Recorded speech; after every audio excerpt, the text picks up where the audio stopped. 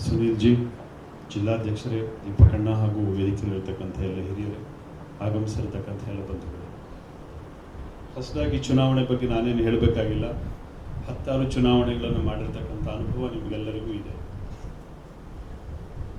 ಮತ್ತು ಮುಂದಿನ ಲೋಕಸಭಾ ಚುನಾವಣೆಯ ಸಿದ್ಧತೆಯಲ್ಲಿ ನಾವೆಲ್ಲ ತೊಡಗಿಸ್ಕೊಂಡಿದ್ದೀವಿ.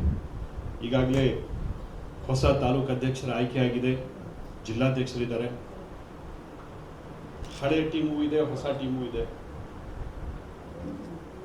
ಯಾರೂ ಕೂಡ ಇಲ್ಲಿ ಹೊಸ ಮುಖಗಳೇನಿಲ್ಲ, ಎಲ್ಲ ಅನುಭವಿಗಳು. ಚುನಾವಣೆಯನ್ನು ಅತ್ಯಂತ ಸಮರ್ಥವಾಗಿ ನಿಭಾಯಿಸ್ತೀರಿ ಅನ್ನುವಂಥ ವಿಶ್ವಾಸ ನಮಗಿದೆ. ಹೆಚ್ಚಿಗೆ ಹೇಳಬೇಕಾದಂಥ ಅಗತ್ಯವೂ ಇಲ್ಲ, ಎಲ್ಲ ವಿಷಯಗಳು ನಮ್ಮ ಮೊಬೈಲ್ದಲ್ಲಿದೆ. ದಿನನಿತ್ಯ ಬೆಳಗಾದರೆ ಹೊಸ ಹೊಸ ವಿಷಯಗಳು ನಮಗೆ ಬಂದು ತಲುಪ್ತಾ ಇರ್ತವೆ.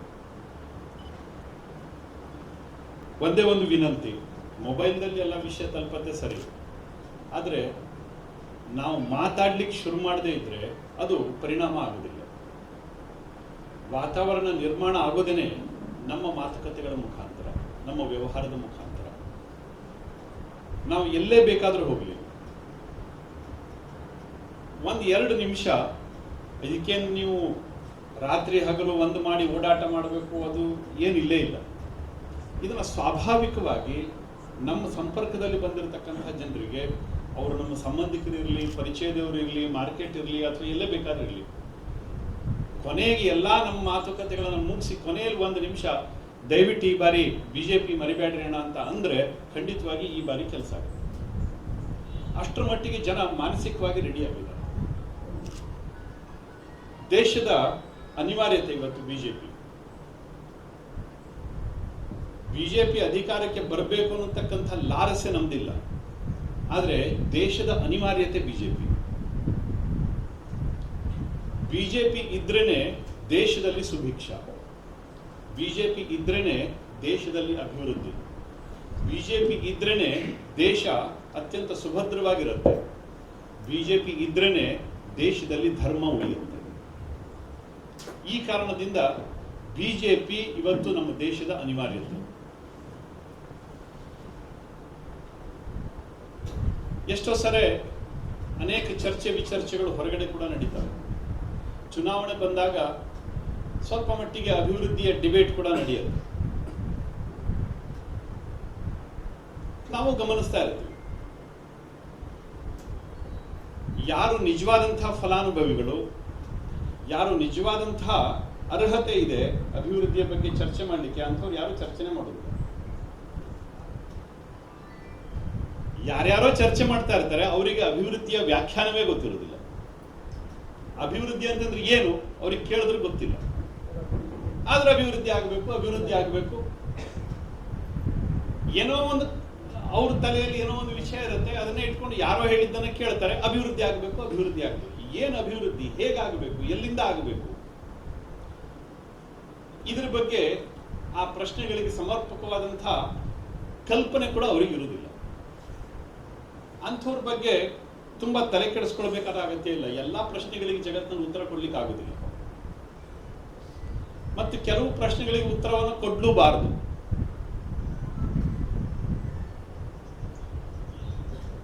ಇಡೀ ದೇಶದ ಇನ್ಫ್ರಾಸ್ಟ್ರಕ್ಚರ್ ಡೆವಲಪ್ಮೆಂಟ್, ನಾನು ಎಷ್ಟೋ ಸರಿ ಹೇಳ್ತಾ ಇರ್ತೀನಿ, ಶಾಸಕರಿದ್ದಾಗಲೂ ಕೂಡ ಶಾಸಕರ ಕಾರ್ಯಕ್ಕೂ ಸಂಸದರ ಕಾರ್ಯಕ್ಕೂ ತುಂಬಾ ವ್ಯತ್ಯಾಸ ಇದೆ.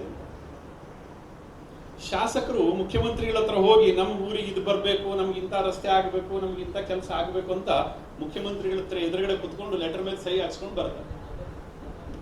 ತಂದ್ಯಾರೆ ಸುನಿಲ್ ನಾಯ್ಕರು ಸಾಕಷ್ಟು ಕೋಟಿ ರೂಪಾಯಿಗಳನ್ನು ಇಲ್ಲಿ ತಂದ್ಯಾರೆ. ಈ ಪದ್ಧತಿ ಅಲ್ಲಿರುವುದಿಲ್ಲ, ಸೆಂಟ್ರಲ್. ನಮ್ಮ ಪತ್ರಕರ್ತರು ಇದ್ದಾರೆ. ಅಭಿವೃದ್ಧಿ ನೀವೇನ್ ಮಾಡಿದಿರಿ? ಇದೊಂದು ಸ್ವಾಭಾವಿಕ ಪ್ರಶ್ನೆ, ಅದೇನು ಹೊಸ ಪ್ರಶ್ನೆ ಅಲ್ಲ. ಅವರಿಗೆ ಅಭ್ಯಾಸ ಆಗಿರೋ ಪ್ರಶ್ನೆ, ಅದನ್ನೇ ಕೇಳ್ತಾ ಇರ್ತಾರೆ, ಅವರು ಹಿಂದೆ ಮುಂದೆ ಕೇಳ್ತಾ ಇರ್ತಾರೆ. ದೇಶದ ಅಭಿವೃದ್ಧಿ ಕಾರ್ಯಗಳು ಯಾವತ್ತೂ ಕೂಡ ಒಂದು ಕ್ಷೇತ್ರಕ್ಕೆ ಸೀಮಿತ ಆಗಿರುವುದಿಲ್ಲ. ಇವತ್ತು ನ್ಯಾಷನಲ್ ಹೈವೇ ಆಯಿತು, ನಮ್ಮ ಕ್ಷೇತ್ರಕ್ಕೆ ಮಾತ್ರ ಆಗಲಿಲ್ಲ. ಎಲ್ಲೆಲ್ಲಿ ಅದು ಹಾದು ಹೋಗುತ್ತೆ ಎಲ್ಲ ಕಡೆ ಆಗತ್ತೆ. ಒಂದು ಯೋಜನೆ ಜಾರಿಗೆ ಬಂದ್ರೆ ಇದೊಂದು ರಾಷ್ಟ್ರವ್ಯಾಪಿ ಯೋಜನೆಗಳು.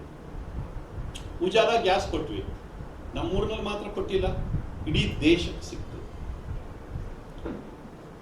ರೈತರಿಗೆ ಹಣ ಬಂತು, ನಮ್ಮೂರಿನಲ್ಲಿ ನಮ್ಮ ಜಿಲ್ಲೆಯಲ್ಲಿ ಮಾತ್ರ ಬರಲಿಲ್ಲ, ಇಡೀ ದೇಶಕ್ಕೆ ಬಂತು.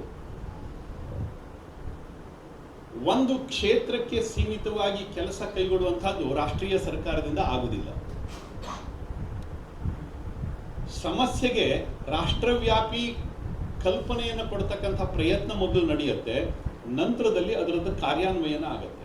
ಇದೇ ನಿಟ್ಟಿನಲ್ಲೇನೆ ಕೆಲಸ ಆಗಬೇಕು. ಹೊನ್ನಾವರದಲ್ಲಿ ಬಂದರ್ ಕೆಲಸ ನಡೆದಿದೆ. ಹೊನ್ನಾವರದಲ್ಲಿ ಬಂದರ್ ಆಗಬೇಕು ಅಂತಂದ್ರೆ ಆಗುದಿಲ್ಲ. ಅಥವಾ ಕಾರವಾರದಲ್ಲಿ ಬಂದರ್ ಆಗಬೇಕು ಅಂತ ನಾವೇನಾದ್ರೂ ಕೊಟ್ರೆ ಆಗುದಿಲ್ಲ. ಕರ್ನಾಟಕದ ಮುಂದಿನ ಆರ್ಥಿಕ ಅಭಿವೃದ್ಧಿಯ ಕೇಂದ್ರ ಕರಾವಳಿ ಆಗಬೇಕು. ಇದಕ್ಕೋಸ್ಕರ ಕರಾವಳಿ ಅಭಿವೃದ್ಧಿ ಆಗಬೇಕು. ಇದರಲ್ಲಿ ಕೇವಲ ವ್ಯಾಪಾರ ವ್ಯವಹಾರ ಅಷ್ಟೇ ಅಲ್ಲ, ಮತ್ಸ್ಯೋದ್ಯಮ ಕೂಡ ಬೆಳಿಬೇಕು. ಈ ನಿಟ್ಟಿನಲ್ಲಿ ಸಮಗ್ರ ಕಲ್ಪನೆ ಮಾಡಿ ಕೋಸ್ಟಲ್ ಎಕನಾಮಿಕ್ ಝೋನ್ ಆ ಕನ್ಸೆಪ್ಟ್ ಅನ್ನ ನಾವು ಆವರಣಗೊಳಿಸಿದ ನಂತರದಲ್ಲಿ, ಆ ಕಲ್ಪನೆಯನ್ನ ಡೆವಲಪ್ ಮಾಡಿದ ನಂತರದಲ್ಲಿ ಆಮೇಲೆ ಸೆಂಟ್ರಲ್ ಗೌರ್ಮೆಂಟ್ ಪರ್ಮಿಷನ್ ಕೊಡುತ್ತೆ. ಅದ್ರ ಬದಲು ನಮ್ಮೂರಿಗೆ ಒಂದು ಬಂದರ್ ಆಗ್ಬೇಕ್ರಿ, ಕೊಡುವುದಿಲ್ಲ. ಏನೇನು ಯೋಜನೆಗಳು ಬರ್ತಾ ಇದೆ, ಇದೊಂದು ರಾಷ್ಟ್ರವ್ಯಾಪಿ ಯೋಜನೆಯ ಒಂದು ಭಾಗ. ಮಂಗಳೂರು ಬಿಟ್ರೆ ಕರ್ನಾಟಕದಲ್ಲಿ ಮತ್ತೊಂದು ಬಂದರ್ ಇಲ್ಲ. ಕಾರವಾರ ಇದ್ರೂ ಕೂಡ ನಾಮಕೆ ವಾಸ್ತೆ ಇತ್ತು. ಇದಕ್ಕೆ ಪ್ರಯತ್ನ ಮೊನ್ನೆ ನಡೆದಿದ್ದಲ್ಲ. ಅಲ್ಲೇನೋ ಮಂಜೂರಾತಿ ಬಂತು, ಸಹಿ ಹಾಕಿದ್ರು, ಅದಕ್ಕೋಸ್ಕರ ಮಂಜೂರಾತಿ ಬಂತು ಅಂತಲ್ಲ. ಕಳೆದ ಸುಮಾರು 20 ವರ್ಷಗಳಿಂದ ಅದರ ಬಗ್ಗೆ ಪ್ರಯತ್ನಗಳು ನಡೀತಾ ಇದೆ. ಒಂದು ಅಭಿವೃದ್ಧಿಯ ಅವಶ್ಯಕತೆಯನ್ನ ರಾಷ್ಟ್ರವ್ಯಾಪಿಗೊಳಿಸಬೇಕು. ಆ ಕಲ್ಪನೆಯಲ್ಲಿ ಇದನ್ನ ತರಬೇಕು, ರಾಷ್ಟ್ರೀಯ ಚೌಕಟ್ಟಿನಲ್ಲಿ ತರಬೇಕು. ಆ ಚೌಕಟ್ಟಿನಲ್ಲಿ ತಂದಾಗ ಕೇಂದ್ರ ಸರ್ಕಾರ ಅದಕ್ಕೆ ಅಸ್ತು ಕೊಡುತ್ತೆ, ಆಗಲಿ ಅಂತ ಹೇಳುತ್ತೆ. ಹಾಗೆಂತ ಕೇಂದ್ರ ಸರ್ಕಾರವೇ ನಿಂತ್ಕೊಂಡು ಬಂದ್ ಮಾಡ್ತದ? ಇಡೀ ದೇಶದಲ್ಲಿ ಯಾವುದೇ ಯೋಜನೆಯನ್ನ ಕೇಂದ್ರ ಸರ್ಕಾರ ತಾನೇ ನಿಂತ್ಕೊಂಡು ಬಂದ್ ಮಾಡುವುದಿಲ್ಲ. ರೈಲ್ವೆ, ಏರ್ಪೋರ್ಟ್ ಮತ್ತು ಟೆಲಿಕಾಂ ಅದು ಕೂಡ ಇವತ್ತು ಪ್ರೈವೇಟೈಸ್ ಆಯಿತು. ಡಿಫೆನ್ಸ್ ಒಂದು 2-3 ಕ್ಷೇತ್ರಗಳು ಬಿಟ್ಟರೆ ಬಹುತೇಕ ಎಲ್ಲ ಕೆಲಸಗಳು ಕೂಡ ರಾಜ್ಯ ಸರ್ಕಾರದಿಂದಲೇ ನಡೀತವೆ. ಇವತ್ತೇನು ಗ್ರಾಮ ಪಂಚಾಯಿತಿಗಳಿಗೆ ಹಣ ಬರ್ತಾ ಇದೆ, 80ರಷ್ಟು ಭಾಗ ಹಣ ಬರೋದು ಕೇಂದ್ರ ಸರ್ಕಾರದಿಂದ. ಹೇಳಬೇಕಾದ್ರೆ ಇವ್ರು ರಿಬ್ಬನ್ ಕಟ್ ಮಾಡ್ಕೊಂತಾರೆ, ನಾವೇ ಮಾಡಿದ್ದು ನಾವೇ ಮಾಡಿದ್ದು ನಾವೇ ಮಾಡಿದ್ದು ಅಂತ. ಅಷ್ಟೇ ಬಿಟ್ರೆ 80% ನಮ್ಮ ಗ್ರಾಮ ಪಂಚಾಯಿತಿಗಳಿಗೆ ಬರೋ ಹಣ ಇವತ್ತು ಜಲ್ ಜೀವನ್ ಮಿಷನ್ ಇರಲಿ, ಮನೆ ಕಟ್ಟೋ ಯೋಜನೆ ಇರಲಿ, ಕುಡಿಯೋ ನೀರಿನ ಪ್ರತಿಯೊಂದರಲ್ಲಿ ಕೂಡ ಅದು ಕೇಂದ್ರ ಸರ್ಕಾರದ್ದೇ ಯೋಜನೆ. ಉತ್ತರ ಕನ್ನಡ ಜಿಲ್ಲೆಗೆ ನಾನೇ ಅಧ್ಯಕ್ಷ ಇದ್ದೀನಿ. ಅದು ನೀವೇನ್ ಮಾಡಿದಿರಿ ಅಂತ ಯಾರಾದ್ರೂ ಗ್ರಾಮ ಪಂಚಾಯತಿ ಅವ್ರು ಕೇಳಿದ್ರೆ ನಾನು ಸಹಿ ಹಾಕಿದ್ರೇನೆ ಹಣ ನಿಮ್ ಗ್ರಾಮ ಪಂಚಾಯತಿಗೆ ದುಡ್ಡು ಬರೋದು, ಇಲ್ಲ ಅಂತಂದ್ರೂ ದುಡ್ಡು ಬರೋದಿಲ್ಲ. ಅದಕ್ಕೆ ಇವರು ಮೆಂಬರ್ ಇರ್ತಾರೆ, ಶಾಸಕರು ಮೆಂಬರ್ ಇರ್ತಾರೆ. ಎಲ್ಲ ಶಾಸಕರು, ಜಿಲ್ಲಾ ಪಂಚಾಯತ್ ಅಧ್ಯಕ್ಷರು, ಜಿಲ್ಲಾ ಪಂಚಾಯತ್ ಉಪಾಧ್ಯಕ್ಷರು ಇಷ್ಟು ಮಾತ್ರ ಮೆಂಬರ್ಸ್ ಇರ್ತಾರೆ. ಎಲ್ಲ ಅಧಿಕಾರಿಗಳನ್ನು ಒಳಗೊಂಡಂತೆ ಆ ಕಮಿಟಿ ಅಪ್ರೂವಲ್ ಕೊಟ್ಟರೆ ಮಾತ್ರ ಗ್ರಾಮ ಪಂಚಾಯತಿಗಳಿಗೆ ಹಣ ಬರುತ್ತೆ, ಇಲ್ಲ ಅಂತಂದ್ರೆ ಬರುವುದಿಲ್ಲ. ನಾನು ಹೇಳ್ಬೋದಿತ್ತು ಜಲ ಜೀವನ್ ಮಿಷನ್ ಎಲ್ಲಾ ಗ್ರಾಮ ಪಂಚಾಯತಿಯಲ್ಲೂ ಆಗಿದೆ, ಎಲ್ಲಾ ಕಡೆ ನನ್ನನ್ನು ಕರೆದು ಉದ್ಘಾಟನೆ ಮಾಡಿಸ್ಬೇಕು ಅಂತ ನಾನು ಹೇಳ್ಬೋದಿತ್ತು. ಉದ್ಘಾಟನೆ ಮಾಡದಿದ್ರೆ ಕೆಲಸ ಮಾಡ್ಲಿಕ್ಕೆ ಕೊಡುದಿಲ್ಲ ಅಂತಾನೂ ನಾನು ಹೇಳ್ಬೋದಿತ್ತು. ಪರಿಣಾಮ ಏನಾಗ್ಬೋದು? ಎಲ್ಲಾ ಕಡೆ ಹೋಗಿ ಮುಟ್ಲಿಕ್ಕೆ ಆಗುದಿಲ್ಲ, ಕೆಲಸ ಶುರುವಾಗುದಿಲ್ಲ. ಕೇಂದ್ರ ಸರ್ಕಾರ ಕೊಟ್ಟಿರ್ತಕ್ಕಂತಹ ಎಲ್ಲಾ ಮನೆಗಳಿಗೆ ದೀಪ ಹಚ್ಚಿ ನಾನೇ ಉದ್ಘಾಟನೆ ಮಾಡ್ತೀನಿ ಅಂತ ಹೇಳ್ತಿದ್ರೆ, ಒಂದು ರೀತಿಯ ಅವಾಸ್ತವಿಕ ಕಲ್ಪನೆಯನ್ನು ಇಟ್ಕೊಂಡು ಇಷ್ಟು ವರ್ಷಗಳ ಕಾಲದ ರಾಜಕಾರಣ ಬೆಳೆದು ಬಂದಿದೆ. ನಮ್ಮ ಕಣ್ಣೆದುರುಗಡೆ ರಾಜಕಾರಣಿ ಅಂತಂದ್ರೆ ಹೀಗಿರ್ಬೇಕು, ಕೈಯಲ್ಲಿ ಯಾವತ್ತು ಕತ್ತರಿ ಇರಬೇಕು, ಜೊತೆಯಲ್ಲಿ ಒಂದು ರಿಬ್ಬನ್ ಇರಬೇಕು, ಗಾಡಿಯಲ್ಲಿ ಪಿಕಾಸೋ ಅಥವಾ ಗುದ್ಲಿ ಇರಬೇಕು, ಗುದ್ಲಿ ಪೂಜೆ, ಇಲ್ಲ ಅಂತಂದ್ರೆ ಕಟ್ ಮಾಡೋದು. ಇಷ್ಟೇ ರಾಜಕಾರಣಿ ಅಂತಂದ್ರೆ, ಇಷ್ಟೇ ಅಂತ ಅನ್ಕೊಂಡ್ಬಿಟ್ಟಿರ್ಬೇಕು. ಈ 4 ಆಯುಧಗಳನ್ನು ಇಟ್ಕೊಂಡು ಯಾವತ್ತು ತಿರುಗುದು 24 ಗಂಟೆ. ಹೆಚ್ಚು ಹೆಚ್ಚು ಅಂತಂದ್ರೆ ನಾನು ಬೋರ್ಡ್ ಎಲ್ಲ ಕಡೆ ಕಾಣಬೇಕು. ಈ ಹುಚ್ಚು ಹವ್ಯಾಸದ ಪರಿಣಾಮವಾಗಿ ಜನರಿಗೂ ಕೂಡ ರಾಜಕಾರಣದ ಬಗ್ಗೆ ತಪ್ಪು ಅಭಿಪ್ರಾಯ ಬಂದಿದೆ. ರಾಜಕಾರಣಿಗಳಿಗೂ ಕೂಡ ತಮ್ಮ ಕೆಲಸದ ವ್ಯಾಪ್ತಿ ಏನು ಅಂತ ಗೊತ್ತೇ ಆಗುದಿಲ್ಲ. ವ್ಯಾಪ್ತಿ ಏನು ಅಂತಾನೆ ಗೊತ್ತಾಗುದಿಲ್ಲ.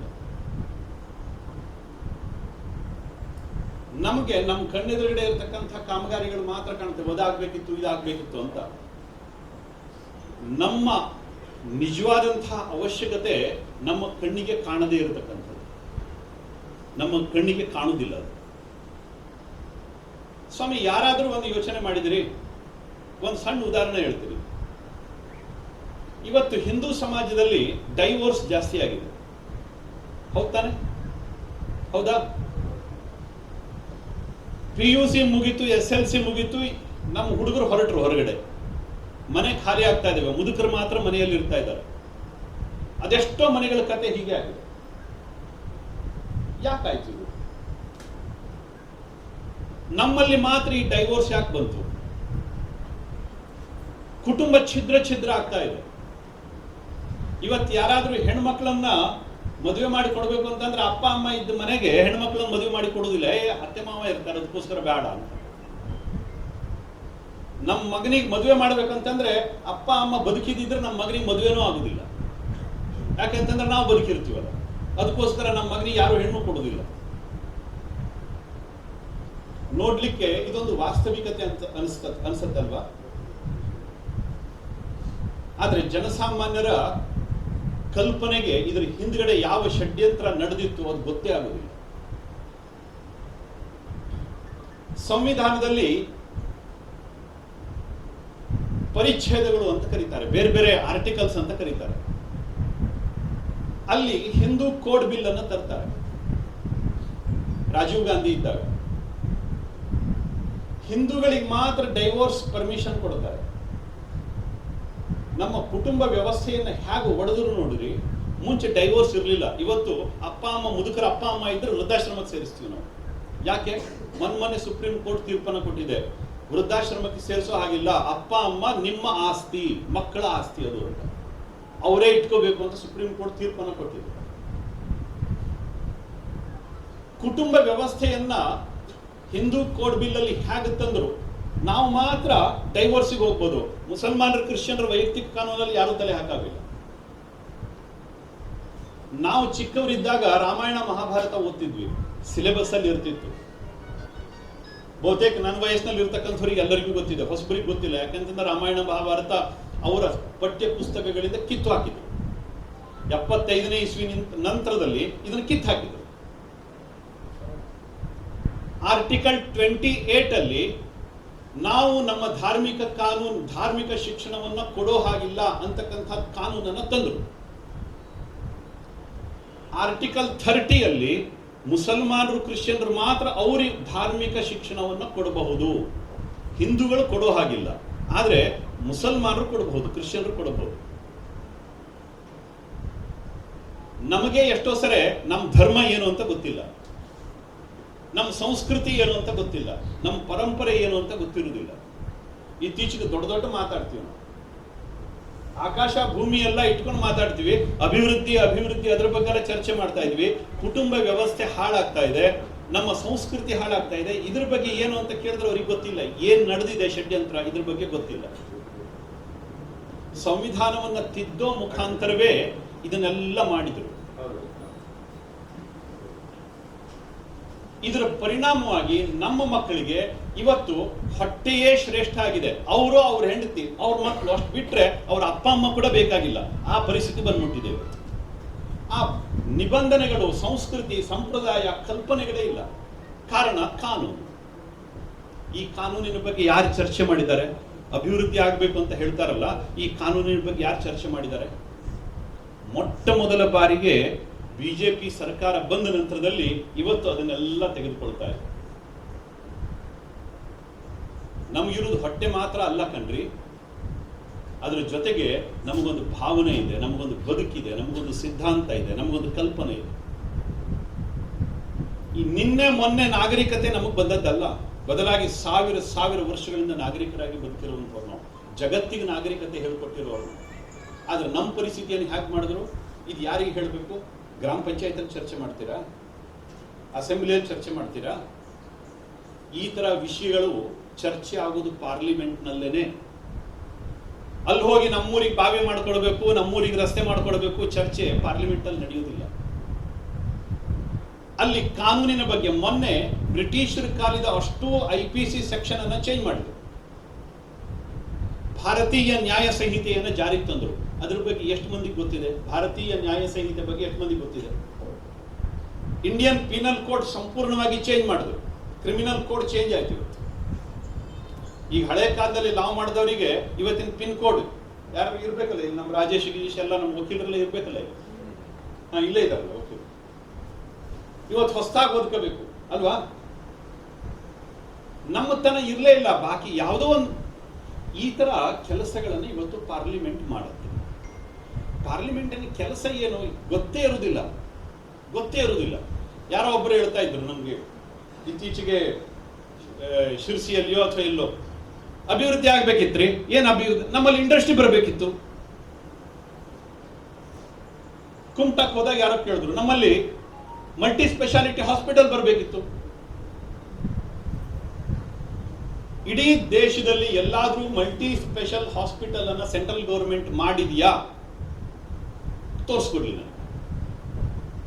Central government multi special hospital ಅನ್ನು ಮಾಡಿದೆ ಅಂತ ಯಾರಾದ್ರೂ ಒಂದು ಉದಾಹರಣೆ ತೋರಿಸ್ಕೊಡ್ಲಿ ನಾನು. ರಾಜ್ಯ ಸರ್ಕಾರ ಪ್ರಸ್ತಾವನೆಯನ್ನು ಕಳಿಸಿದ್ರೆ ಅದಕ್ಕೆ ಕೇಂದ್ರ ಹಣ ಕೊಡುತ್ತೆ. ಆದ್ರೆ ಕೇಂದ್ರ ಸರ್ಕಾರ ಎಲ್ಲಾದ್ರೂ ನಿಂತು ಮಾಡಿದೆ ಅಂತ ಕೇಳಿದ್ರೆ ಖಂಡಿತವಾಗಿ ಜೀರೋ ಆನ್ಸರ್. ಕೇಂದ್ರ ಸರ್ಕಾರ ಇದು ಮಾಡುವುದಿಲ್ಲ, ರಾಜ್ಯ ಸರ್ಕಾರ ಮಾಡಬೇಕಾಗುತ್ತೆ. ರಾಜ್ಯ ಸರ್ಕಾರ ಪ್ರಸ್ತಾವನೆಯನ್ನು ಕಳಿಸ್ಕೊಡ್ಬೇಕಾಗುತ್ತೆ. ಪ್ರಸ್ತಾವನೆ ಅದಕ್ಕೋಸ್ಕರ ತಾನೆ ಚುನಾವಣೆಗೆ ಮುಂಚೆ ನಮ್ಮ ಮಂತ್ರಿಗಳು ಅವರು ಇವರು ಎಲ್ಲ ಕುಮಟಾದಲ್ಲಿ ಬಂದು ಎಲ್ಲ ಹೋದ್ರಲ್ಲ. ಸೆಂಟ್ರಲ್ ಗೌರ್ಮೆಂಟ್ ದವರು ಯಾಕೆ ಬಂದಿಲ್ಲ? ಆಗಿದ್ರೆ ಅವರೇ ಯಾಕೆ ಬಂದ್ರು? ಕೇಳ್ಬೋದಿತ್ತಲ್ಲ ರಾಜ್ಯ ಸರ್ಕಾರದವರು. ನೀವು ಬರ್ರಿ, ಇಷ್ಟು ಮಂದಿ ಹೇಳ್ತಾ ಇದ್ದಾರೆ, ನಿಮ್ಗೆ ಕೇಳಂಗಿಲ್ಲ ಏನ್ ಕಿವಿ? ಬರ್ರಿ. ರಾಜ್ಯ ಸರ್ಕಾರ ಇದನ್ನು ಮಾಡಬೇಕಿತ್ತು. ಏನೋ ಆಯ್ತು ಬಿಡಿದೆ. ನಾವು ನಮ್ಮದೇ ಮುಖವನ್ನ ಒಡೆದ ಕನ್ನಡಿ ಒಳಗಡೆ ನೋಡ್ಬೇಕಾದಂತ ಅಗತ್ಯ ಇಲ್ಲ. ಇಂಡಸ್ಟ್ರಿ ಬರಬೇಕು. ಯಾವ ಇಂಡಸ್ಟ್ರಿಯನ್ನ ಸೆಂಟ್ರಲ್ ಗೌರ್ಮೆಂಟ್ ತರುತ್ತೆ ಅಥವಾ ಸ್ಟೇಟ್ ಗೌರ್ಮೆಂಟ್ ತರುತ್ತೆ ಹೇಳ್ರಿ ನಾನು. ಒಂದು ಕಾಲ ಇತ್ತು, ಇಂದಿರಾ ಗಾಂಧಿಯ ಕಾಲದಲ್ಲಿ ಇಂಡಸ್ಟ್ರಿಯನ್ನ ಪ್ರಮೋಷನ್ ಮಾಡಬೇಕಾದ್ರೆ, ನೆಹರು ಮತ್ತು ಇಂದಿರಾ ಗಾಂಧಿ ಇರಬೇಕಾದ್ರೆ ಇಂಡಸ್ಟ್ರಿ ಯಾವುದೂ ನಮ್ಮ ದೇಶದಲ್ಲಿ ಇರಲಿಲ್ಲ. ಆಗ ಸೆಂಟ್ರಲ್ ಗೌರ್ಮೆಂಟ್ ಇಂದ ಇಂಡಸ್ಟ್ರಿ ಪ್ರಮೋಟ್ ಮಾಡ್ತಾ ಇತ್ತು. ಇವತ್ತು ಇಂಡಸ್ಟ್ರಿ ಇಷ್ಟೊಂದು ಅದ್ಭುತವಾಗಿ ನಮ್ಮ ದೇಶದಲ್ಲಿ ಬೆಳೆದು ನಿಂತಿದೆ. ಯಾವುದನ್ನು ಕೂಡ ಇರೋ ಇಂಡಸ್ಟ್ರಿಯನ್ನೇ ಪ್ರೈವೇಟೈಸ್ ಮಾಡ್ತಾ ಇದ್ದಾರೆ ಬಿಟ್ರೆ ಹೊಸ ಇಂಡಸ್ಟ್ರಿಗಳನ್ನ ಯಾವುದೇ ಸರ್ಕಾರ ಮಾಡ್ತಾ ಇಲ್ಲ. ನಾಳೆ ನೀವೇ ಪ್ರಧಾನಮಂತ್ರಿ ಆದ್ರೂ ಮಾಡ್ಲಿಕ್ಕೆ ಆಗುದಿಲ್ಲ. ನೀವೇ ಪ್ರಧಾನಮಂತ್ರಿ ಆದ್ರೂ ಕೂಡ ನಾಳೆ ಹೊಸ ಇಂಡಸ್ಟ್ರಿಯನ್ನ ನಮ್ಮೂರಿಗೆ ತಗೊಂಡು ಹೋಗ್ತೀನಿ ನಾನು, ಇಂಪಾಸಿಬಲ್. ಇವತ್ತು ಪ್ರೈವೇಟ್ ಡಿಫೆನ್ಸ್, ಸ್ಪೇಸ್ ಸೈನ್ಸ್ ಇದನ್ನೇ ನಾವು ಪ್ರೈವೇಟೈಸ್ ಮಾಡ್ತಾ ಇದ್ವಿ. ಇದು ಮುಂಚೆ ಗೌರ್ಮೆಂಟೇ ಮಾಡಬೇಕು ಅಂತ ಇತ್ತು. ಅದನ್ನು ಕೂಡ ಇವತ್ತು ಗೌರ್ಮೆಂಟ್ ಮಾಡ್ತಾ ಇಲ್ಲ, ಅದನ್ನು ಕೂಡ ಪ್ರೈವೇಟಿಗೆ ಕೊಡ್ತಾ ಇದೆ, ಪ್ರೈವೇಟೈಸೇಷನ್ ಮಾಡ್ತಾ ಇದೆ. ಇಂಡಸ್ಟ್ರಿ ಬರಬೇಕು, ಇಂಡಸ್ಟ್ರಿ ತರಬೇಕು. ಯಾರು ಬರಬೇಕು? ದಕ್ಷಿಣ ಕನ್ನಡ ಅಭಿವೃದ್ಧಿ ಮಾಡಿರ್ತಕ್ಕಂಥದ್ದು ಸರ್ಕಾರ ಅಲ್ಲ ಕಣ್ರಿ. ಮಂಗಳೂರು ಅಭಿವೃದ್ಧಿ ಆದದ್ದು, ಉಡುಪಿ ಅಭಿವೃದ್ಧಿ ಆದದ್ದು ಸರ್ಕಾರ ಮಾಡಿಲ್ಲ. ಬದಲಾಗಿ ಪೈ ಅವರು ಮೆಡಿಕಲ್ ಕಾಲೇಜ್ ಕಟ್ಟಿದ್ರು, ಅದಕ್ಕೋಸ್ಕರ ಮಣಿಪಾಲ್ ಡೆವಲಪ್ ಆಯ್ತು. ಅದ್ರ ಜೊತೆಯಲ್ಲಿ ಉಡುಪಿ ಕಲ್ಚರಲ್ ಸೆಂಟರ್ ಒಂದು ಅಭಿವೃದ್ಧಿ ಆಯಿತು. ಮಂಗಳೂರಿನಲ್ಲಿ ಮೊದಲ ಇಂಡಸ್ಟ್ರಿಯನ್ನು ಶುರು ಮಾಡಿದ್ದು ಗವರ್ಮೆಂಟ್ ಅಲ್ಲ, MCF ಮಲ್ಯ ಅವರು, ವಿಠಲ್ ಮಲ್ಯ ಅವರು ಶುರು ಮಾಡಿದ್ರು ಇಂಡಸ್ಟ್ರಿಯನ್ನ. ನಂತರದಲ್ಲಿ ಆ ವಾತಾವರಣ ಬೆಳೆದು ಎಜುಕೇಶನ್ ಇನ್ಸ್ಟಿಟ್ಯೂಷನ್ ಅಲ್ಲಿಂದ ಶುರುವಾಯಿತು, ಪ್ರೈವೇಟ್ ನಿಂದ ಶುರುವಾಯಿತು. ನಂತರದಲ್ಲಿ ನಿಧಾನವಾಗಿ ಅಭಿವೃದ್ಧಿ ಆಗಲಿ ಶುರುವಾಯಿತು. ಒಂದು ಬಂದರ್, ಇಡೀ ಮಂಗಳೂರಿಗೆ ಬಂದದ್ದು ಒಂದು ಬಂದರದಿಂದ ಇಷ್ಟೆಲ್ಲ ಅಭಿವೃದ್ಧಿ ಆಗಲಿ ಶುರುವಾಯಿತು. ನಮ್ಮಲ್ಲಿಯೂ ಕೂಡ ನಾವು ಹೊನ್ನಾವರದಲ್ಲಿ ಬಂದರ್ ಮಾಡಬೇಕು ಅಂತ ಹೇಳಿ ಎಷ್ಟು ಬಹುತೇಕ ನನಗಿಂತ ಚೆನ್ನಾಗಿ ಇಲ್ಲಿರ್ತಕ್ಕಂಥವರೇ ತುಂಬಾ ಮಂದಿ ಇನ್ವಾಲ್ವ್ ಆಗಿದ್ದಾರೆ. ಕಲ್ಪನೆನೇ ಅರ್ಥ ಆಗಲಿಲ್ಲ ನಮ್ಮವರಿಗೆ, ಅರ್ಥ ಆಗಲಿಲ್ಲ. ಕನಿಷ್ಠ ಒಂದು 2 ರಿಂದ 3 ಲಕ್ಷಕ್ಕೆ ಜನಕ್ಕೆ ಕೆಲಸ ಸಿಗ್ತಿತ್ತು, ಡೈರೆಕ್ಟ್ ಮತ್ತು ಇಂಡೈರೆಕ್ಟ್ ಜಾಬ್ ಸಿಗ್ತಿತ್ತು, ಚಿತ್ರಣನೇ ಬದಲಾಗ್ತಿತ್ತು. ಅಮ್ಮಮ್ಮ ಅಂತಂದ್ರೆ ಇಡೀ ನಮ್ಮ ಕರಾವಳಿಯಲ್ಲಿ ಸೇರಿಸಿದ್ರೆ 1,00,000 ಜನ ಹುಡುಗರು ಸಿಕ್ಕಿದ್ರೆ ಜಾಸ್ತಿ ನಮ್ಗೆ ಕೆಲಸ ಮಾಡ್ತಕ್ಕಂಥ. ನಮಗೆ ಬೇಕಾಗಿರ್ತಕ್ಕಂಥದ್ದು 2 ರಿಂದ 3 ಲಕ್ಷ ಜನ ಉದ್ಯೋಗಿಗಳು ನಮ್ಗೆ ಬೇಕಿತ್ತು ಒಂದು ಬಂದರ್, ಹೊನ್ನಾವರ ಬಂದರಿಗೆ.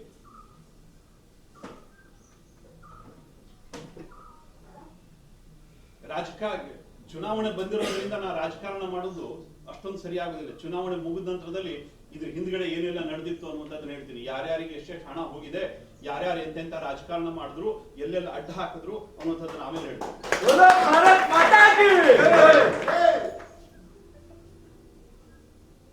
ಕಲ್ಪನೆ ಗೊತ್ತಿಲ್ಲದೆ ಇರತಕ್ಕಂಥವ್ರು, ಕೇವಲ ರಿಬ್ಬನ್ನು ಮತ್ತು ಕತ್ರಿ, ಗುದ್ದಲಿ, ಪಿಕಾಸು ಇಟ್ಕೊಂಡು ಓಡಾಡ್ತಕ್ಕಂಥವರಿಗೆ ದೇಶದ ಕಲ್ಪನೆ ಹೇಗ್ ಬರ್ಬೇಕು, ರಾಜ್ಯದ ಕಲ್ಪನೆ, ಅಭಿವೃದ್ಧಿಯ ಕಲ್ಪನೆ ಹೇಗ್ ಬರ್ಬೇಕು?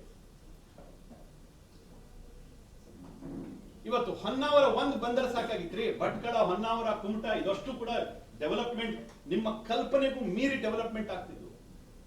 ಏನೇನ್ ಸೋ ಕಾಲ್ಡ್ ಡೆವಲಪ್ಮೆಂಟ್ ಅಂತ ಯಾರಿಗೂ ಗೊತ್ತಿಲ್ಲ ನೋಡಿ. ಡೆವಲಪ್ಮೆಂಟ್ ಯಾವತ್ತೋ ಒಂದು ದಿವಸ ನಾನು ಹೇಳಿದ್ದೆ, ಕಾರವಾರದಿಂದ ಅಂಕೋಲಾಕ್ ಬರಬೇಕಾದ್ರೆ ಒಂದು ಮಾತನ್ನ ಹೇಳಿದ್ದೆ ನಾನು. ಅಂಕೋಲಾದಲ್ಲಿ ಒಂದು ಕಾರ್ಯಕ್ರಮ ಇತ್ತು, ಕಾರ್ಯಕ್ರಮ ಮುಗಿಸಿ ಒಂದು ಮಾತನ್ನ ಹೇಳಿದ್ದೆ. ಇವತ್ತು ಶುರು ಮಾಡಿದೀವಿ, ಇನ್ನು ಮುಂದಿನ ದಿವಸದಲ್ಲಿ ಉತ್ತರ ಕನ್ನಡ ಜಿಲ್ಲೆಗೆ ಇಲ್ಲಿಯ ಪ್ರಶಾಂತ ವಾತಾವರಣ ಮತ್ತು ನೆಮ್ಮದಿ ಸಿಗುವುದಿಲ್ಲ. ಗೊತ್ತಿರಲಿ, ಈ ಮಾತಿನ ಅರ್ಥ ಆಗಬೇಕು ಅಂತಂದ್ರೆ ಇನ್ನೊಂದು 15 ವರ್ಷ ಆಗಬೇಕು ಅಂತ ಹೇಳಿದ್ದೆ. ಕಾಂಕ್ರೀಟ್ ಕಾಡುಗಳು ನಿರ್ಮಾಣ ಆಗ್ತವೆ ಕರಾವಳಿಯಲ್ಲಿ, ಕೋಸ್ಟಲ್ ಎಕನಾಮಿಕ್ ಝೋನ್. ಇದನ್ನ ಮಾಡಿ ಇದು ಅಪ್ರೂವಲ್ ಬಂದ ನಂತರದಲ್ಲಿ ಅಂಕೋಲಾದಲ್ಲಿ ಒಂದು ಮಾತನ್ನ ಹೇಳಿದ್ದೆ. ಇವತ್ತು ಇದರ ಅರ್ಥ ಆಗುದಿಲ್ಲ. ಇವತ್ತು ಪ್ರಶಾಂತ ವಾತಾವರಣದಲ್ಲಿ ಬದುಕ್ತಾ ಇದೀವಿ ನಾವು. ಇನ್ನು 15 ವರ್ಷದ ನಂತರದಲ್ಲಿ ನೋಡ್ರಿ, ಅವತ್ತು ನಾನು ಇರ್ತೀನೋ ಇಲ್ಲೋ ಗೊತ್ತಿಲ್ಲ, 15 ವರ್ಷದ ನಂತರದಲ್ಲಿ ನಿಮಗೆ ಗೊತ್ತಾಗತ್ತೆ ಇದ್ರೆ ಬಿಸಿ ಏನು ಅಂತ ಗೊತ್ತಾಗತ್ತೆ. ಅಭಿವೃದ್ಧಿ ಅಭಿವೃದ್ಧಿ ಅಂತ ಬಾಯ್ಬಡಕಂತಿರಲ್ಲ, ಅಭಿವೃದ್ಧಿ ಶುರು ಮಾಡ್ತೀವಿ ನೋಡ್ರಿ.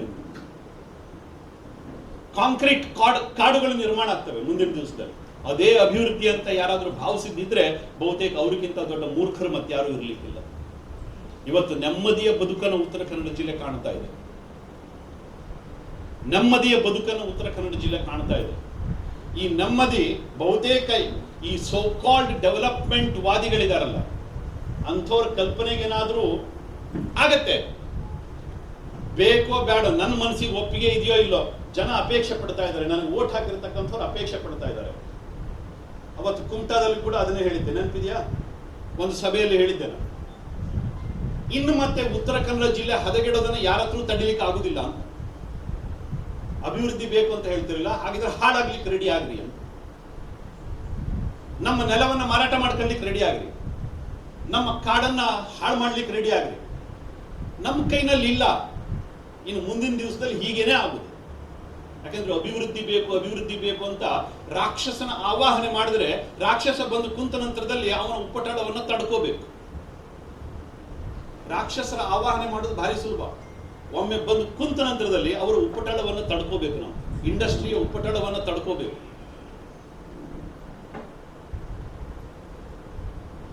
ಆಗತ್ತೆ ಅಭಿವೃದ್ಧಿ 100% ಆಗತ್ತೆ. ಸಮಯ ಬೇಕು. ಇವತ್ತು ಶುರುವಾಗಿದೆ, ಆ ಪ್ರಕ್ರಿಯೆ ಶುರುವಾಗಿದೆ.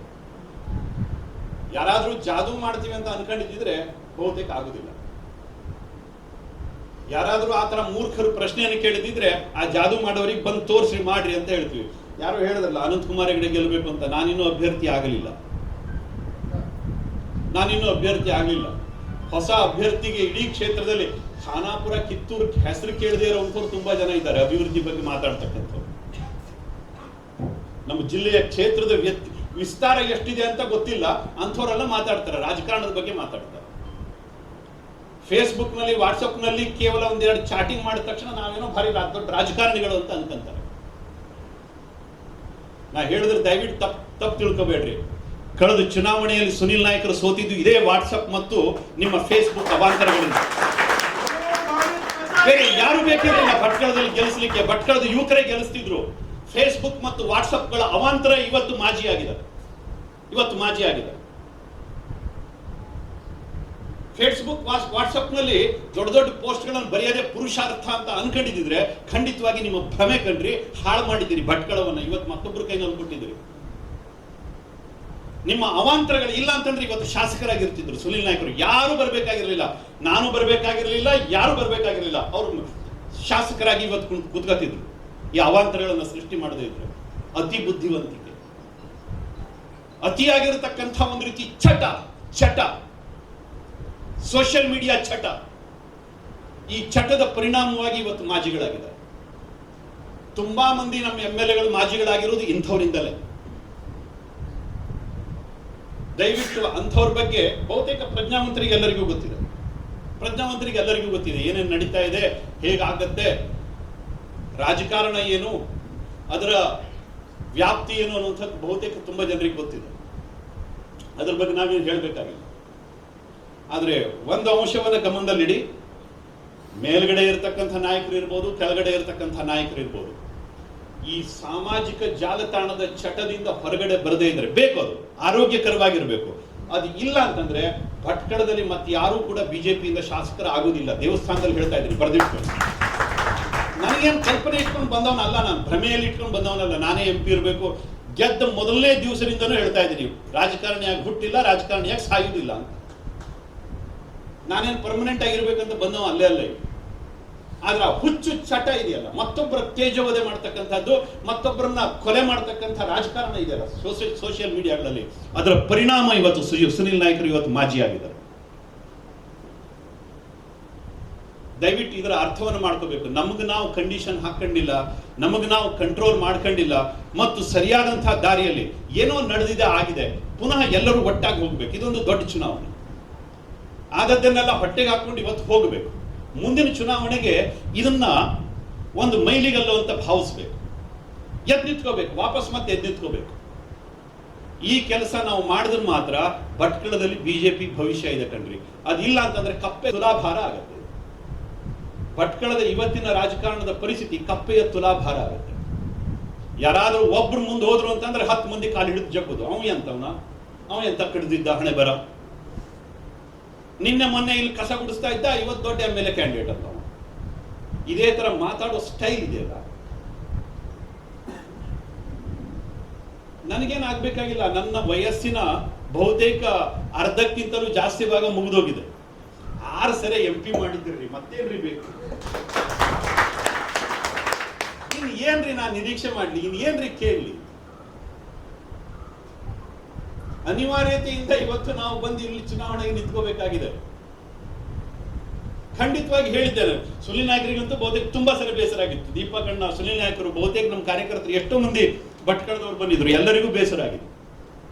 ಬರಬೇಡ್ರಿ ರಾಜಕಾರಣಕ್ಕೆ, ನಾವು ಬರುವುದಿಲ್ಲ ಚುನಾವಣೆಗೆ ಅಂತ ಹೇಳಿದ್ದೆ. ನಂಗೆ ಆಗುದಿಲ್ಲ, ನನ್ನ ಹತ್ರ ಆಗುದೇನೇ ಇಲ್ಲ, ನನ್ನ ಹತ್ರ ಚುನಾವಣೆ ಮಾಡುವುದಿಲ್ಲ ನಾನು ಅಂತಾನೆ ಹೇಳಿದ್ದೆ ಅಲ್ವಾ? ಅದೇನೋ ಮತ್ತೆ ವಾಪಸ್ ಗಾಡಿ ಹೊರಟಿದೆ, ಯೂ ಟರ್ನ್ ತಗೊಂಡು ಹೊರಟಿದೆ. ಯಾರಾದರೂ ಉತ್ತರ ಕುಮಾರರು ಮತ್ತೆ ಚುನಾವಣೆಗೆ ನಿಲ್ಲುವಂಥವ್ರು ಇದ್ರೆ ಖಂಡಿತವಾಗಿ ಬರ್ಲಿಕ್ಕೆ ಅಡ್ಡಿಲ್ಲ, ಖಂಡಿತ ಬಿಟ್ಕೊಡ್ಲಿಕ್ಕೆ ನಾನಂತೂ ನಡೆಯಿದೆ. ಯಾರಾದರೂ ಉತ್ತರ ಕುಮಾರರು ಇದ್ರೆ ಹೇಳ್ರಿ. ಅಷ್ಟು ಸುಲಭದಲ್ಲ ರಾಜಕಾರಣ, ಅಷ್ಟು ಸುಲಭದಲ್ಲಿ ಇಲ್ಲ ರಾಜಕಾರಣ. ಎಲ್ಲರೂ ರಾಜಕಾರಣ ಮಾಡ್ಬಿಡ್ತಿದ್ರು, ರಾಜಕಾರಣ ಅಷ್ಟು ಸುಲಭ ಅಂತ ಆಗಿದ್ದಿದ್ರು. ಈ ಕ್ಷೇತ್ರದ ಅರಿವೇ ಇಲ್ಲದೆ ಇರತಕ್ಕಂಥ ಜನ ಇವತ್ತು ಪಾರ್ಲಿಮೆಂಟಿನ ಬಗ್ಗೆ ಚರ್ಚೆ ಮಾಡ್ತಾರೆ. ಈ ಕ್ಷೇತ್ರದ ಅರಿವೇ ಇಲ್ಲ. ಕಿತ್ತೂರು ಖಾನಾಪುರ ಎಲ್ಲಿದೆ ಅಂತ ಗೊತ್ತಿಲ್ಲ, ಮ್ಯಾಪ್ನಲ್ಲಿ ತೋರಿಸುವಂತಂದ್ರೂ ತೋರಿಸ್ಲಿಕ್ಕೆ ಬರುವುದಿಲ್ಲ. ಅಂಥವರೆಲ್ಲ ಇವತ್ತು ರಾಜಕಾರಣದ ಬಗ್ಗೆ ಮಾತಾಡ್ತಾರೆ. ಯಾರಾದ್ರೂ ತುಂಬಾ ಸಶಕ್ತ ವೀರ ಯುವಕರಿದ್ರೆ ಖಂಡಿತವಾಗಿ ಬನ್ನಿ, ಇವತ್ತೇ ಈ ಕುರ್ಚಿಯನ್ನು ಮುಂದಿಟ್ಟು ಹೋಗ್ತೀನಿ, ಇಲ್ಲೇ ಇಟ್ಟು ಹೋಗ್ತೀನಿ. ಯಾರಾದ್ರೂ ಬಂದು ಕೂತ್ಕೊಳ್ಳಿ, ದಮ್ಮಿದ್ದವ್ರು ಬಂದು ಕೂತ್ಕೊಳ್ಳಿ.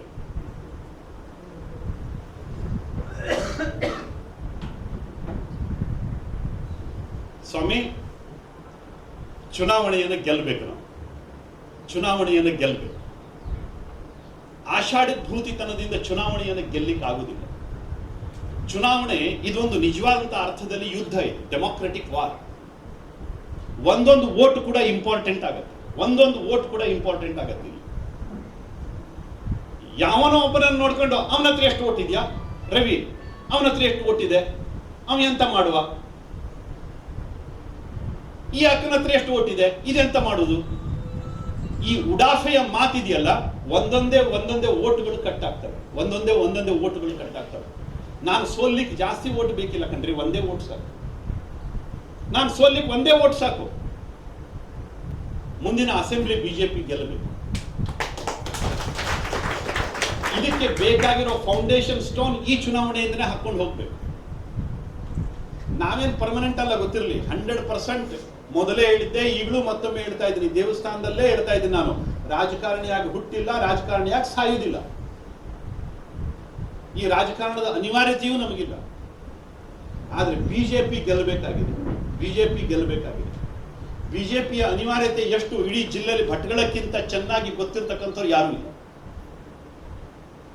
ಅನಿವಾರ್ಯತೆ ಎಷ್ಟಿದೆ ಬಿಜೆಪಿದು, ಭಟ್ಕಳದವರಿಗೆ ಅದರ ಬಿಸಿ ಗೊತ್ತಿದೆ. ದಯವಿಟ್ಟು ಮುಂದಿನ ದಿವಸದಲ್ಲಿ ಏನೇ ನಡೀಲಿ ಅದನ್ನೆಲ್ಲ ಒಳಗಡೆ ಹಾಕೊಂಡು ಯಾರ್ಯಾರಿದ್ದಾರೆ ಅವ್ರನ್ನೆಲ್ಲ ಒಟ್ಟಿಗೆ ಸೇರಿಸ್ಕೊಂಡು ಒಂದಾಗಿ ನಿಂತ್ಕೋಬೇಕು. ನಾವು ಒಂದಾಗಿ ನಿಂತ್ಕೊಳ್ಳದೆ ಇದ್ರೆ ಖಂಡಿತವಾಗಿ ಎದ್ದು ನಿಲ್ಲಕ್ಕೆ ಆಗುದಿಲ್ಲ. ಒಡೆದು ಹೋಗಿರ್ತಕ್ಕಂಥ ಮನಸ್ಸುಗಳನ್ನು ಒಟ್ಟೊಟ್ಟಿ ಒಂದೊಂದೇ ತಗೊಂಡು ಹೋಗ್ಬೇಕು, ತಗೊಂಡು ಪುನಃ ಎದ್ದು ನಿಂತ್ಕೋಬೇಕು. ಯಾರು ಅಭ್ಯರ್ಥಿ ಆಗ್ತಾರೋ ಗೊತ್ತಿಲ್ಲ, ಲೋಕಸಭೆಯಲ್ಲಿ ಗೆಲ್ಲಬೇಕು, ಬಿಜೆಪಿ ಗೆಲ್ಲಬೇಕಿಲ್ಲ. ಕರಾವಳಿಯಲ್ಲಿ ಬಿಜೆಪಿ ಗೆಲ್ಲದೇ ಇದ್ರೆ ಮುಂದಿನ ಪರಿಸ್ಥಿತಿ ಏನಾಗಬಹುದು ಅನ್ನುವಂಥದ್ದು ಅದು ಕಲ್ಪನೆಗೂ ನಿಲುಕದ್ದು. ಯಾರು ಗೆಲ್ತಾರೋ ಗೆಲ್ಲಿ, ಬಿಜೆಪಿ ಗೆಲ್ಲಿ. ಆ ಜಾತಿಯವ್ರು ಗೆಲ್ತಾರೆ, ಈ ಜಾತಿಯವ್ರು ಗೆಲ್ತಾರೆ. ಏನು ಜಾತಿ ರಾಜಕಾರಣ?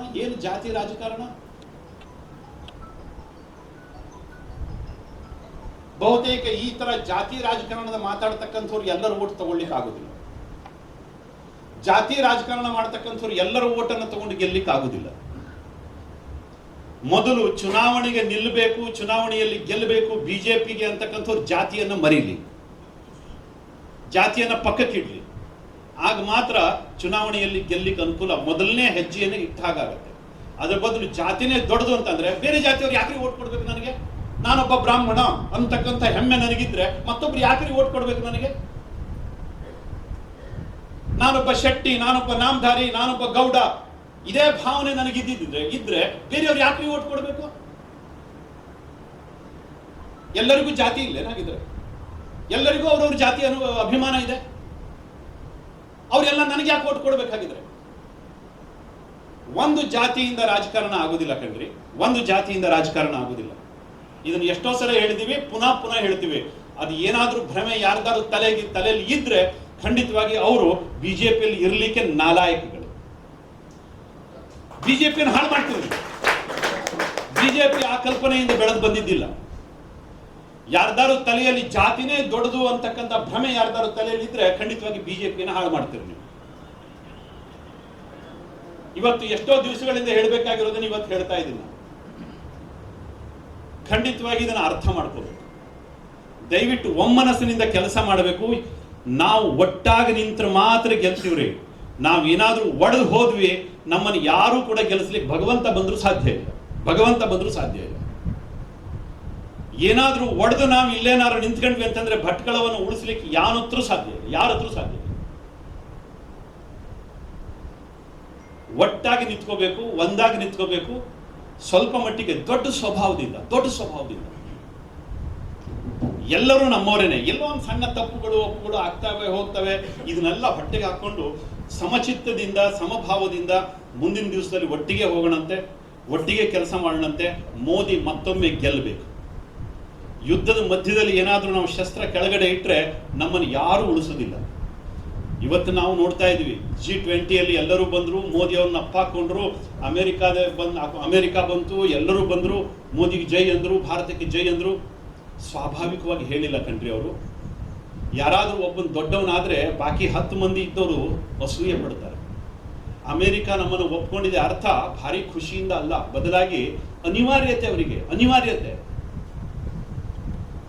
ಕೇವಲ 2 ದಿವಸದ ಹಿಂದೆ ಅಮೆರಿಕನ್ ಡೇಟಾ ಓದ್ತಾ ಇದ್ದೆ. ಅಮೆರಿಕಾದಲ್ಲಿ ಹುಟ್ಟಿ ಬೆಳೆದಿರ್ತಾರ ಸಂಖ್ಯೆ, ನೇಟಿವ್ ಅಮೆರಿಕನ್ಸ್ ಅಂತ ಯಾರು ಹೇಳ್ತಾರೆ, ಮೊದಲಿನ ನೇಟಿವ್ ಅಮೆರಿಕನ್ ಯಾರಿದ್ದಾರೆ ಅವ್ರನ್ನೆಲ್ಲ ಗುಂಡಿಟ್ಕೊಂಡ್ಬಿಟ್ಟಿದ್ದಾರೆ. ಏನು ಬೆರಳಿಕೆ ಜನ ಮಾತ್ರ ಉಳಿದಿದ್ದಾರೆ. ಆದ್ರೂ ಹೊರಗಡೆಯಿಂದ ಯುರೋಪ್ನಿಂದ ಹೋಗಿರುವಂಥವ್ರು ಅಮೆರಿಕವನ್ನು ಕಟ್ಟಿದ್ರಲ್ಲ, ಅವರು ಅಲ್ಪಸಂಖ್ಯಾತರಾಗ್ತಾ ಇದ್ದಾರೆ. 50%ಗಿಂತ ಕಡಿಮೆ ಆಗ್ತಾ ಇದ್ದಾರೆ. ಹೊರಗಡೆಯಿಂದ ಹೋಗಿರ್ತಕ್ಕಂಥವರೇ ಇವತ್ತು ಜಾಸ್ತಿ ಆಗಿದ್ದಾರೆ. ಅಲ್ಲಿ ಪಾಪ್ಯುಲೇಷನ್ ಜಾಸ್ತಿ ಆಗಿದೆ. ಅಮೆರಿಕ ಉಳಿಬೇಕು ಅಂತಾದ್ರೆ ಭಾರತವನ್ನು ಒಪ್ಕೋಬೇಕಾಗಿದೆ, ಅನಿವಾರ್ಯತೆ ಇದೆ ಅವರಿಗೆ. ಬೇರೆ ಜಗತ್ತಿಗೂ ಕೂಡ ಭಾರತವನ್ನು ಒಪ್ಕೊಂಡ್ರೆ ಉಳಿತೀವಿ ಅಂತಕ್ಕಂಥ ಪರಿಸ್ಥಿತಿ ಇವತ್ತು ನಿರ್ಮಾಣ ಆಗಿದೆ. ಜಗತ್ತಿನ 100ಕ್ಕೂ ಹೆಚ್ಚು ದೇಶಗಳಲ್ಲಿ ನಾವು ವ್ಯಾಕ್ಸಿನ್ ಕೊಡದಿದ್ರೆ ಕೋಟ್ಯಾಂತರ ಜನ ಸತ್ತು ಹೋಗ್ತಿದ್ರು. ನಮ್ಮಲ್ಲೂ ಎಷ್ಟು ಜನ ಸಾಯ್ತಿದ್ರೋ ಗೊತ್ತಿಲ್ಲ, ಮೋದಿ ಅವರು ವ್ಯಾಕ್ಸಿನ್ ಬರಲಿಲ್ಲ ಅಂತಂದ್ರೆ. ಬೇರೆ ದೇಶದವ್ರ ವ್ಯಾಕ್ಸಿನ್ನೇ ನಾವು ನಂಬ್ಕೊಂಡು ಕುತ್ಕೊಂಡಿದ್ದಿದ್ರೆ ಬಹುತೇಕ ನಮ್ಮ ದೇಶದಲ್ಲೂ ಕೂಡ ಕೋಟಿ ಜನ ಇವತ್ತು ಸತ್ತು ಹೆಣಗಳಾಗ್ತಿದ್ರು. ಜಗತ್ತಲ್ಲಿ ಪುಕ್ಕೋಟೆ ವ್ಯಾಕ್ಸಿನ್ ಕೊಟ್ಟಿದ್ದಿದ್ರೆ ಅದು ನಮ್ಮ ದೇಶದಲ್ಲಿ ಮಾತ್ರ. ಇವತ್ತು ನಾವೇನಾದ್ರೂ ಬದುಕಿ ಗಟ್ಟಿ ನಿಂತ್ಕೊಂಡಿದೀವಲ್ಲ, ಈ ಜೀವ ಉಳಿದಿದೆ ಅಂತಂದ್ರೆ ಅದು ಮೋದಿಯ ಋಣ. ಆ 100ಕ್ಕೂ ಹೆಚ್ಚು ದೇಶಗಳು ಇವತ್ತು ಬದುಕಬೇಕಾದ್ರೆ ಭಾರತ ಬೇಕು. ಇದು ದೊಡ್ಡ ದೇಶದವರಿಗೆ ನೆಮ್ಮದಿ ಕೊಡ್ತದ? ಖಂಡಿತವಾಗಿ ಅಸೂಯೆ ಪಡ್ತಾರೆ. ಆದ್ರೂ ಬಾಯಿ ತುದಿಗೆ ನಮ್ಮಲ್ಲಿ ನಾವು ಎಷ್ಟೋ ಸರಿ ಹೇಳ್ತೀವಲ್ಲ, ಯಾರೇ ಬಂದ್ರು ಕೂಡ ನನಗೆ ಆಡಬೇಕು ಅಂತ. ಅದೇ ತರದಲ್ಲೇ ಬಿಜೆಪಿ ಭಾರತವನ್ನು ಒಪ್ಕೊಳ್ತಾ ಇದ್ದಾರೆ. ನೆಮ್ಮದಿಯಿಂದ ಒಪ್ಕೊಳ್ತಾ ಇಲ್ಲ, ಸಂತಸದಿಂದ ಒಪ್ಕೊಳ್ತಾ ಇಲ್ಲ, ಅಭಿಮಾನದಿಂದ ಒಪ್ಕೊಳ್ತಾ ಇಲ್ಲ. ಎಷ್ಟು ಹೊತ್ತಿಗೆ ಈ ನರೇಂದ್ರ ಮೋದಿ ಗವರ್ಮೆಂಟ್ ಬೀಳತ್ತೆ ಅನ್ನೋದನ್ನ ಕಾಯ್ತಾ ಕೂತ್ಕೊಂಡಿದ್ದಾರೆ. ಒಮ್ಮೆ ಏನಾದ್ರೂ ಇದ್ರದ್ದು ಛವಿ ಕಡಿಮೆ ಆಯ್ತೋ, ಬಿಜೆಪಿ ಛವಿ ಕಡಿಮೆ ಆಯ್ತೋ, ಜಗತ್ತು ಎಲ್ಲರೂ ಕೂಡ ಕಲ್ಲು ಹಿಡಿದು ಕೂತ್ಕೊಂಡಿದ್ದಾರೆ ನಮಗೆ ಹೊಡಿಲಿಕ್ಕೆ. ಅವರೇನು ಪ್ರೀತಿಯಿಂದ ನಿಂತ್ಕೊಂಡಿಲ್ಲ. ಯುದ್ಧದ ಮಧ್ಯದಲ್ಲಿ ನಾವು ಇದೀವಿ ಕಣ್ರಿ. ಈ ಯುದ್ಧದ ಮಧ್ಯದಲ್ಲಿ ನಾವು ಇಲ್ಲ ಆಗುದಿಲ್ಲ, ಶಸ್ತ್ರವನ್ನು ಕೆಳಗಡೆ ಇಡ್ತೀವಿ ಅಂತಂದ್ರೆ ಖಂಡಿತವಾಗಿ ಇಡೀ ದೇಶಕ್ಕೆ ಹಾನಿ. ಅದು ಇಡೀ ದೇಶಕ್ಕೆ ಹಾನಿ. ಬಿಜೆಪಿ ಗೆಲ್ಲೇಬೇಕು, ಗೆಲ್ಲೋದು ಅನಿವಾರ್ಯ. ಈಗಷ್ಟೇ ಅಲ್ಲ, ಇನ್ನೊಂದು ಶತಮಾನಗಳ ಕಾಲ ನಾವೇ ಗೆಲ್ಲಬೇಕು, ನಮ್ಮ ವಿಚಾರವೇ ಗೆಲ್ಲಬೇಕು, ಹಿಂದೂಗಳೇ ಗೆಲ್ಲಬೇಕು ಈ ದೇಶದಲ್ಲಿ. ಕಳೆದ ಬಾರಿ ಒಟ್ಟು ವೋಟ್ ಎಷ್ಟಾಗಿತ್ತು ಅದರಲ್ಲಿ 68% ವೋಟ್ ನಮ್ಮ ಕ್ಷೇತ್ರದಲ್ಲಿ ಬಿಜೆಪಿಗೆ ಬಿದ್ದಿತ್ತು. 68% ವೋಟ್ ನಮ್ಮ ಬಿಜೆಪಿಗೆ ಬಿದ್ದಿತ್ತು. ಆ 68% ಬಿದ್ದದ್ರಲ್ಲಿಯೂ ಕೂಡ 85%ಗೂ ಜಾಸ್ತಿ ಹಿಂದೂಗಳು ನಮಗೆ ಹಾಕಿದ್ರು ಒಟ್ಟು ವೋಟಿಂಗ್ ಪೋಲಿಂಗ್ ಆದದ್ರಲ್ಲಿ.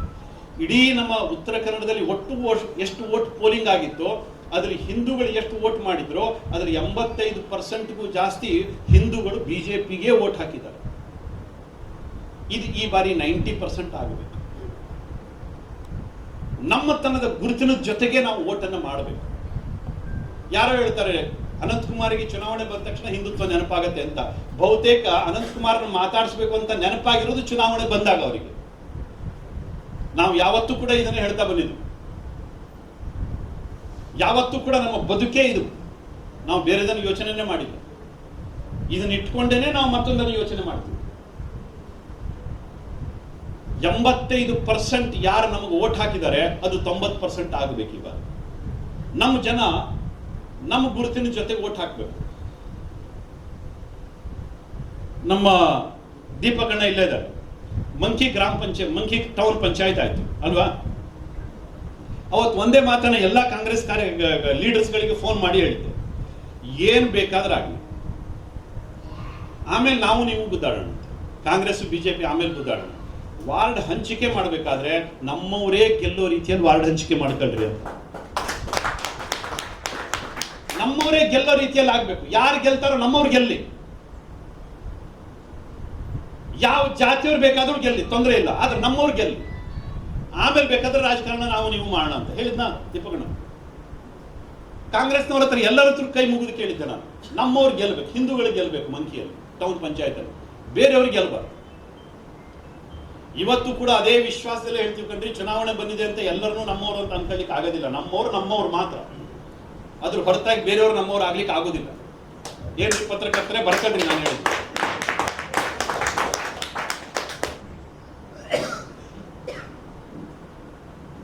ಈ ಒಂದು ವಿಶ್ವಾಸದಿಂದನೇ ನಾವು ರಾಜಕಾರಣವನ್ನು ಮಾಡಬೇಕು. ನಮ್ಮ ದೇಶ ಉಳಿಬೇಕು ಅಂತ ಆದ್ರೆ ನಮ್ಮಲ್ಲಿ ಏನಾದ್ರೂ ಒಂದು ಒಳ್ಳೆ ಅಭಿವೃದ್ಧಿ ಆಗ್ಬೇಕು.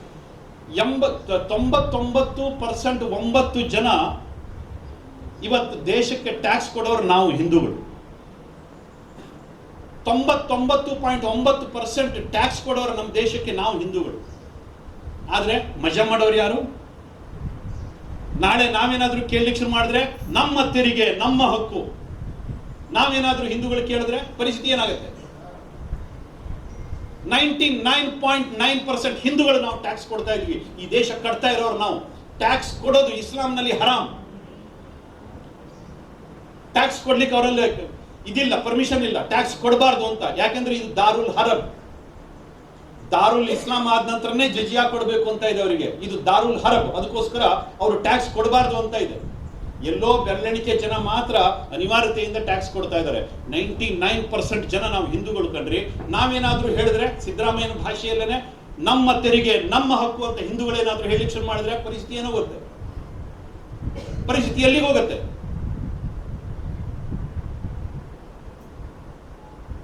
ಸಿದ್ದರಾಮಯ್ಯನ ತರ ನಾವು ಹೇಳಲಿಕ್ಕಾಗತ್ತೆ. ಸಿದ್ದರಾಮಯ್ಯನವರು ಗ್ಯಾರಂಟಿ ಕೊಟ್ಟರು, ಗ್ಯಾರಂಟಿ ಕೊಟ್ಕೊಂಡು ಆಮೇಲೆ ಸದನದಲ್ಲಿ ಬಂದು ಹೇಳಿದ್ರು, ಹೇಳಿದ್ದಲ್ಲ ಮಾಡಕ್ಕಾಯ್ತದ, ಹೇಳ್ತೀವಪ್ಪ ಇದ್ರ ತಾನೆ, ಹೇಳಿದ್ದಲ್ಲ ಮಾಡಕ್ಕಾಯ್ತದ, ಹೇಳ್ತೀವಪ್ಪ. ಇದನ್ನು ಬಿಜೆಪಿ ಹೇಳಲಿಕ್ಕೆ ಆಗುದಿಲ್ಲ. ನಾವು ಏನು ಹೇಳ್ತೀವೋ ಅದನ್ನು ಮಾಡಿ ತೋರಿಸ್ತೀವಿ. ಹೇಳಿದ ನಂತರದಲ್ಲಿ ಅದು ನಮ್ದು ಬದ್ಧತೆ. ರಾಮ ಮಂದಿರ ಹೇಳಿದ್ವಿ, 370 ಹೇಳಿದ್ವಿ, ರಸ್ತೆ ಅಭಿವೃದ್ಧಿ ಹೇಳಿದ್ವಿ, ಜನರ ಅಭಿವೃದ್ಧಿ ಹೇಳಿದ್ವಿ. ಮೊನ್ನೆ ಸರ್ವೆ ರಿಪೋರ್ಟ್ ಬರ್ತಾ ಇದೆ, 2% ಮಾತ್ರ ಕಡು ಬಡತನದ ರೇಖೆಯಲ್ಲಿದ್ದಾರೆ. ಅಂದ್ರೆ ಬಡತನದ ರೇಖೆಗಿಂತ ಇವತ್ತು ಎಷ್ಟು ಜನರನ್ನು ಹೊರಗಡೆ ತಂದಿದ್ದೀವಿ. ಇದನ್ನು ನಾವು ವಾಗ್ದಾನ ಮಾಡಿದ್ವಿ ಚುನಾವಣೆಯ ಮುಂಚೆ, ಮಾಡಿ ತೋರಿಸಿದೀವಿ. ಭಟ್ಕಳದಲ್ಲಿ ನಿಂತ್ಕೊಂಡು ಹೇಳ್ತೀನಿ, ಮತ್ತೆ ಯಾಕೆ ಹೆದರಿಕೆ? ನಾನು ರಾಮ ಮಂದಿರ ಆದಾಗ ಹೇಳಿದ್ದೆ, ರಾಮ ಮಂದಿರ ಅಯೋಧ್ಯ ಆಯ್ತು, ಕಾಶಿ ಆಗತ್ತೆ, ಮಥುರಾ ಆಗತ್ತೆ, 100% ಆಗತ್ತೆ. ಮುಂದಿನ ದಿವಸದಲ್ಲಿ ನಮ್ಮ ಶಿರ್ಸಿಯ ವೀರವಿಠಲ್ ದೇವಸ್ಥಾನನೂ ಆಗತ್ತೆ, ಯಾಕಂದ್ರೆ ಅದು ಮಸೀದಿ ಆಗಿದೆ. ಭಟ್ಕಳದ ಚಿನ್ನದ ಪಳ್ಳಿ ಕಣ್ಣಿಗೆ ಕುಗ್ತಾ ಇದೆ. ಇದು ಕೂಡ ಮುಂದಿನ ದಿವಸದಲ್ಲಿ ಹಿಂದೂಗಳ ಆಸ್ತಿ. ಕೇಸ್ ಹಾಕೊಳ್ಳೋದಿದ್ರೆ ಹಾಕೊಳ್ಳಿ. ಕೇಸ್ ಎಲ್ಲ ಹೋಗಿತ್ರಿ, ನಂದೆಲ್ಲ ಮುಗ್ದಿತ್ತು, ಅದಕ್ಕೋಸ್ಕರ ಆರೋಗ್ಯ ಹಾಳಾಗಿತ್ತು. ಇವತ್ತು ಸಿದ್ದರಾಮಯ್ಯನವ್ರ ಕೇಸ್ ಹಾಕಿದ್ದೆ ನೋಡ್ರಿ, ಮತ್ತೆ ತಿಳ್ಕೊಂಡಿದ್ದೀನಿ.